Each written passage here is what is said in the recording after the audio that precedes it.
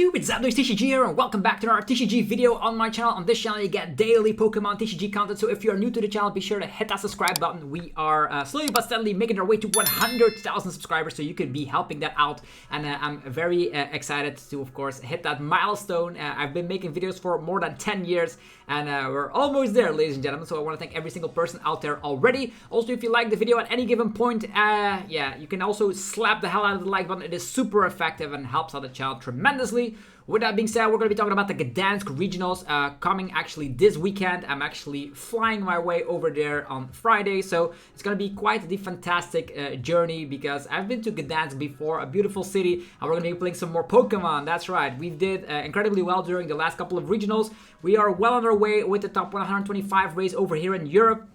And today I'm going to be giving my honest opinion about the tier list and how I personally feel the Stellar Crown meta has developed. So without further ado, let's dive into this tier list already. As I mentioned, this is going to be my opinion based on tournament results, not only online but during the last couple of regionals as well. If your opinion is different, let me know in the comment section what you would change left and right, what you would higher on the list, what you would lower on the list, and if there's any rogue deck that needs to be on the list, let me know as well. So let's get it started with what I personally feel like is one of the strongest decks out there in the format, and it is going to be Terapagos Dusknoir. I'll be putting it in the tier A category.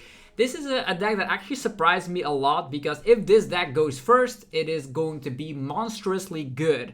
Not only can you rely upon Squawk ability to go turbo into the list, you can also get your Pidgeot EX out quite conveniently. You have Fan Rotom to rely upon, and if you're able to set up a couple of Duskull, your second turn will be crazy. You can finish the game in 2 attacks with the means of popping Dusknoir, attacking with Terapagos, and then the following turn going for a Briar attack, Briar in combination with Terapagos EX. I'll put it here at the tier A category. I currently don't know what I'll be putting it at tier S. But I think Terapagos is a very solid choice. It has a great skill cap, which means if you're a very skillful player, you can do all sorts of stuff with the Jewel Seeker of the Noctowl, finding 2 trainer cards you want instantly from the deck, 0 area under dab, getting wide on your board, blowing up some Dusknoirs, have your late game Blood Moon Ursaluna come into fruition, going for counter catchers. It's a deck that is just having it all, in my opinion, because it's just consistent when you can get it off. Also, when the deck goes first, it's incredibly scary to be up against, so I'm putting that at tier A. Moving forward, another deck I'll be putting in tier A, in my opinion, is going to be Lugia Archeops. For me, Lugia Archeops has treated me quite good. I've been playing it ever since the World Championships and never laid it down once again, so the deck has a great matchup spread, and yeah, what is there to say? If you can get those double Archeops in the discard pile and use Summoning Star on your second turn, you're actually going to be able to, of course, win against almost anything in the game. People could be attacking Temple of Sinnoh, people could be attacking an Enhanced Hammer and all that, but Lugia still has ways, because the format is just that wide. There's so many decks in the format that Lugia is just neutrally a great pick. The only things you don't want to be seeing is Iron Thorns or maybe a couple of Miraidon that have some luck with generators, but other than that, Lugia seems fine, and that's why I also put it at the tier A category. Continuing on, also going to be talking about Palkia Dusknoir. I also put that in the tier A category. In my opinion, Palkia Dusknoir has proven itself worthy. You can, of course, just like the Terapagos deck, Palkia is even more scary as it comes back with Radiant Greninja, which is easy to power up through the means of Star Portal, the V-Star power of Palkia V-Star. Palkia V-Star powers up the Greninja, and with the combination of Dusknoir popping something like a Manaphy or even another weak HP Pokemon, you could bench wipe the opponent's entire field. So decks like Charizard have it really rough, in my opinion. Okay, let's continue on. Let's talk about Regidrago. Did really well at the Lille Regionals. I'll put it in the tier A category as well. I don't think there is a tier, simplified way to just showcase that there is a tier S deck in the format. For me, I have not seen, because at one point Charizard is tier S, then Regidrago is tier S, and everything like fluctuates left and right, so I'm not putting anything in tier S at the moment. Regidrago VSTAR does have the versatility with a lot of Dragon type Pokemon in the deck. Think about Kyurem, think about Giratina VSTAR. There's a lot of things you could be doing by copy-pasting attacks, but more importantly, it's also the way you can attack quite easily with the attack of Dragapult. So I still prefer this over using a Dragapult EX deck in general. So for me, Regidrago VSTAR is the way to go if you want to be playing Dragapult EX in a deck somewhere. This is probably not the right order. I'll be putting Regidrago like at the end of tier A, then Lugia, Terapagos, and Palkia. That seems to be like the way I'll be putting it. So for me, that is the tier A. You can see in the tier A, there's a lot of V-stars in there, like Regidrago V-star, Lugia V-star, Palkia V-star. The V-stars are currently still dominating the scene. So when we get rotation, there's no info about rotation quite yet, but things will shake up the meta quite a bit, because if all those V-stars rotate, what's gonna happen next? Okay, let's talk about Raging Bolt. I'll be putting it in tier B, and the reason why it's not going to be higher up on the list for the Gdansk Regionals is that we're calling it Raging Flop, and not the reason for that is that the conversion rate at the Lille Regionals was abysmal. If you just take a look at how many people actually played Raging Bolt at the Lille Regionals and the conversion rate going all the way into day 2, you would see that Raging Bolt almost flopped completely. So instead of being that like a way powerful tier S deck that we were expecting it for Louisville, it dropped down all the way to tier B for now. So for me, Raging Bolt, that's where it's going to be landing for this event as well. Then let's talk about Dragapult. I'll also put that in the high end of tier B, because in my opinion, Regidrago VSTAR is way more powerful as a way you can be playing Dragapult EX. Dragapult Drosnoir did win the Dortmund Regionals, that far is clear, but it hasn't created that success at other regionals, so that's why we are putting that in tier B. Same goes for the Pidgeot build. Like we did see Clement over at the Lille Regionals doing pretty well with a similar build that we saw, but instead of going for Dusknoirs, they actually went for the Pidgeot line instead. So for me, that is an indication that yeah, both lists are actually good, but are just going to be putting it in the tier B category. All right. Snorlax Stall, also tier B for me. It's a strong deck and has some polarized matchups. Against specific matchups, you are doing incredibly well, and other matches it's not that great. So it all depends on how the build is, because some Snorlax lists are still playing Rotom. Then we have Sander Wojcik, yeah, really being creative with their build without Rotom. So Rotom less Snorlax builds are really scary to be up against, and does win against like Raging Bull, Dragapult, Charizard, Regidrago. So scary to be up against Snorlax block when you don't have the counters. Okay, let's talk about some other decks in the format that are not that good. Let's just shake up this screen quite a bit, so we can just put them all on the screen. That'll be making way more sense to me.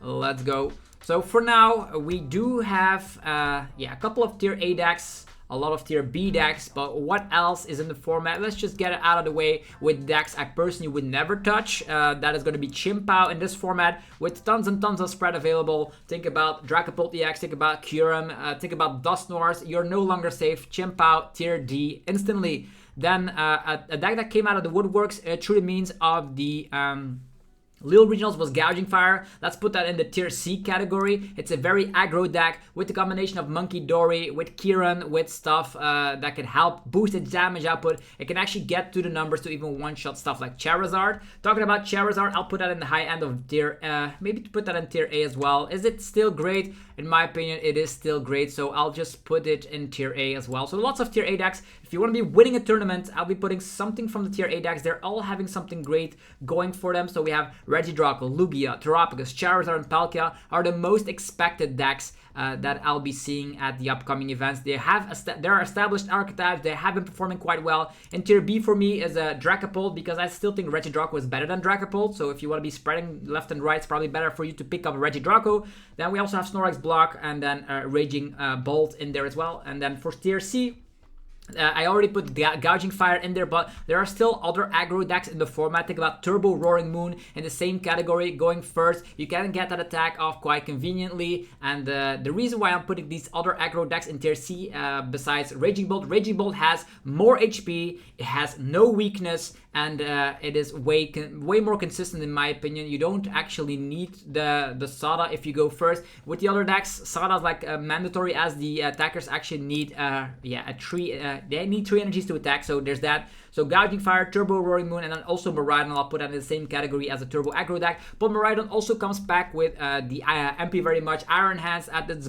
disposal, so has a little bit more versatility. So maybe let's put it something like this, yeah. Something like this, because I did face off against Turbo Roaring Moon at the Lille Regionals as well. So these turbo decks are just a little bit one-trick pony-like, because if you whiff the turn attack, you will lose the game, and that's the problem with these kind of decks. Then that's where we're at right now. Ogrepon Noivern, too polarized for me. I'll put that in tier D. If you're up against a deck that plays Dusknoir, you still lose. So yeah, it's a real unique rogue deck that is interesting. Then let's talk about Lawstone Box. With Regidrago having such an increase, I'll still put it in tier C, but it's not the greatest pick in my opinion. The reason for that is Regidrago is still popular, Lugia is still popular, lots of Dusknoir around as well, and Charizard can also do a lot of muckus against Lost Box decks out there, so not too greatly positioned. Banette, same story, not too greatly positioned, low, yeah, it's gonna be out to tier C. Sometimes Gardevoirs do perform, but they need to have a very insane matchup spread. Like in that sense, you need to be up against a lot of Raging Bolts, up against Lugias, where you can find your Enhanced Hammer at the correct time. And against other matchups that do play Dusknoir, you have to fight so hard to win lots of games with Gardevoir. So it's not the perfectly positioned deck that it used to be. So tier C for me. Another cool tier C deck is going to be Iron Thorns. I think Iron Thorns is actually greatly positioned in my opinion. It has a great Regidrago matchup and it has a great Lugia matchup, but on the other hand, Regidrago was able to beat Iron Thorns a couple of times already on stream as well, through the means of finding their cologne at the correct time. So on the other hand, your Terapagos matchup is not good, let's be honest. And your Dragapult matchup is also not good. So it only lands here at tier C. Very linear deck. And when people know how to play against it, even though you cannot activate your rule box Pokemon, their abilities, there are ways to beat Iron Thorns because Iron Thorns is a one-trick pony. Claw Electrode, I'll put that in tier D. In theory, it seems very nice to be playing with a one-price deck, Claw, that's going to be able to go for crazy damage output. There are ways where you can dunk with the Patcherant promo card as well against evolution-based decks. If you go first and you only have one weak HP basic, you have the Radiant Hisuian Sneasel, you have the Stadium card, you have that Patcherant. There's a lot of things that could happen. The Claw also hits weakness against Terapagos, but if the Claw deck sees something like a Lugia, it's going to be really, really bad. So in my opinion, tier D for me. Banette Gardevoir, I'll put that in tier B because that deck actually has surprised me quite a bit. It has been performing quite well at tournaments. Lots of them were at day 2 at the Lille Regionals, so it has been an archetype that has been performing better and better the more and more time people invest into the deck. Item lock is strong, definitely in combination with some Monkey Dory plays. There's the Gravity Orb as well, making sure the opponent cannot retreat, counter catch your combo, and you can even go aggro with your Gardevoir EX in the list as well. So I think it's a very great deck, put that in tier B for now. Then there's still 2 more decks. Gholdengo, only Jelle van Kampen seems to be doing really well with Gholdengo, so but I'll put it in the tier C just for that purpose. We do see in this format there's a lot of playable decks. It has been a while since we've seen a rotation, and that's something to do with that as well, because in this format, as you can see, tons and tons of decks are in the format. But for me, it is a clear indication is that it's a healthy format, even though there's like a lot of Dusknoir situations going. People are complaining, but people are always complaining. And then Pigeon Control, put that in tier B as well. So to make sure like you are picking the right deck for the right tournament, in my opinion, I would be picking something from tier B and above. You'll be thanking me later because these decks have proven themselves worthy already at countless amounts of regionals before. And yeah, if you pick one of these, you're definitely going to be having a result. Like I could not be surprised that Gdansk Regionals was won by any of the tier B and above decks. Tier C, a little bit shaky. You need a lot of luck with your matchup. Think about Gholdengo, Iron Thorns, Gardevoir, Turbo Roaring Moon, Miraidon, Gouging Fire, Lost Box. They're still great. Then we have the tier D category decks, Claw Electrode, Ogrepon Noivern, and Chimpao. Personally, I don't think they're well positioned. The meta is too wide for decks like these to perform, so I wouldn't touch these at all. If I would be picking a deck right now, I'll be picking one from the tier A's. They are trusted decks. The 60s have been established, so you can just pick a 60 that has been performing well, test a little bit left and right, and see if you like the 60, maybe change 1 or 2 cards to your liking, and you will be performing, mark my words. Practice makes perfect, which means you need to still practice a lot with these decks, know your matchups inside out, know what to do against exact matchups when you come across any of those decks, and then you'll be performing quite well, and hopefully you'll be winning the Gdansk Regionals. So for me, Gdansk Regionals is all going to be about tier B and above. These are going to be the most expected decks. Regidrago just came from its first dub here, and the archetype is established, so I think it has a great shot of doing it again, because it is one of the most versatile decks in the format, being able to, of course, use any attacks of the dragon type Pokemon. Sometimes we see this Hackers in the list, sometimes we see Noivern in the list, most of the time we of course see Kyurem and Regidrago VSTAR, as well as Dragapult EX in the list. But yeah, the flexibility is there. You can attack against specific matchups, whether you want your Jamming Tower in the list, whether you want your Temple of Sinnoh in the list. It all depends on what you actually expect. Lugia is still Lugia. When it sets up, it's going to be one of the strongest decks out there. Sometimes it flops because of its own inconsistency problems. Terapagos Dusknoir is a deck that is very, very powerful, especially going first. Going second, it has a little bit of a hard time. Charizard Pidgeot is always a deck that is on the table because it is a very consistent deck out there. Whether you want to be playing with the Dusknoirs or not is up to you. If you want to listen to the feedback of the community, like people are saying like Charizard, you can now strip away your Dusknoir line and you're going to be making it consistent and win regardless. And then there is, of course, Palkia being able to, of course, swoop entire fields through the means of Radiant Greninja in combination with Dusknoir. I think, yeah, these are going to be definitely a couple of them in the top 8 for sure. And then we do have the tier B category. I don't know if I have to believe in Dragapult. Some people are way more believers of Dragapult, but I personally, when I play Dragapult, I always start with a lone Dreepy attach pass, so that's why I left it at the tier B category. And I also personally think that Regidrago was way more consistent to get the turn 2 Dragapult EX attack off. Banette has improved so much throughout its lifespan, but now is a consistent list that has been performing really well. Snorlax block is always on the table, and if you're not respecting it, you will lose. And now with the Rotom-less builds, meaning that you have to hit through 6 of these Snorlaxes, it's going to be really tricky. Also, it comes back with Cornerstone Ogerpon, as well as Mimikyu, as walling Pokemon that could be a headache for a lot of archetypes. Raging Flop, aka Raging Bolt, a lot of believers still in the deck. It is very, very strong if you can get your turn 1 Sada. If you don't get your turn 1 Sada, the deck instantly loses. So that's just super polarized. A little bit of a one-trick pony. Sometimes it does come packed with Sandy Shocks to counter against Mimikyu. Sometimes we see the Slitherwing slither its way into the list to hit weakness against stuff like Terapagos. Also can one-shot Phasantipity, by the way. So there are ways to be more fan of the Slitherwing. Sometimes you play Briar, sometimes you don't. Sometimes you play the one of Iono, sometimes you don't.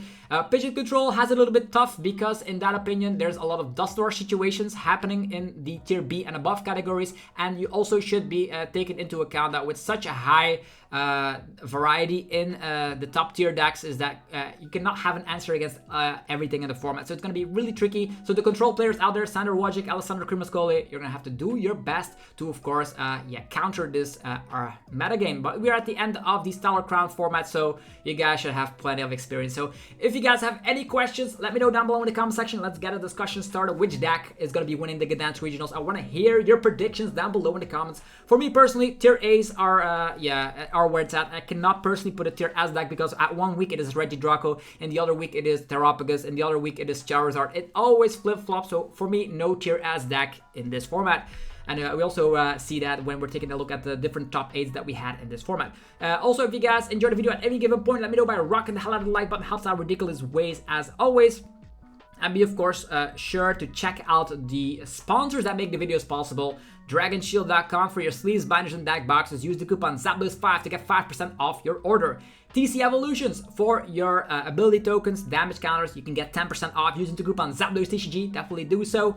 PotownStore.com for your TCG Live code card needs. You can get instant email delivery codes to you. You can also use the coupon ZAPLOSTCG for 5% off on anything on the website. There is CARDMARKET.com lastly for European players, where you're able to buy and sell cards to people all across Europe. Use the referral name ZAPLOSTCG to help support the channel. Have yourself a fantastic rest of your day. Good luck everyone at Gdansk. I'll be there as well. Be sure to say hi. I don't bite. Let's get a picture left and right, and it's gonna be a great time. Have yourself a great rest of your day, and I'll see you guys at the Gdansk Regionals. I'll be vlogging as usual, so take a look out for an upcoming vlog. Peace.